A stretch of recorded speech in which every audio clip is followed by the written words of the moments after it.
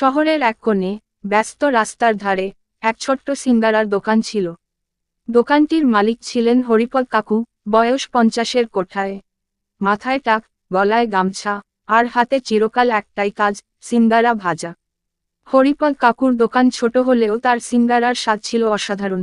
সকাল হলেই অফিস যাত্রী, কলেজের ছাত্রছাত্রী আর আশেপাশের দোকানদাররা লাইন দিয়ে দাঁড়িয়ে যেতেন।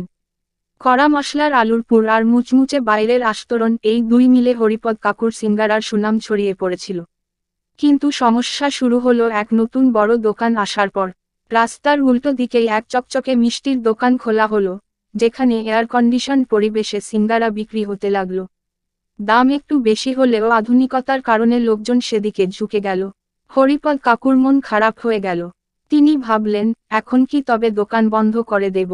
কিন্তু হাল ছাড়লেন না, বরং নিজের সিঙ্গারার স্বাদ আরও উন্নত করলেন। পুড়ে দিলেন সামান্য ঘি, মশলা একটু বিশেষভাবে ভেজে নিলেন, আর চাটনিতে আনলেন মিষ্টি তেতো এক অপূর্ব স্বাদ।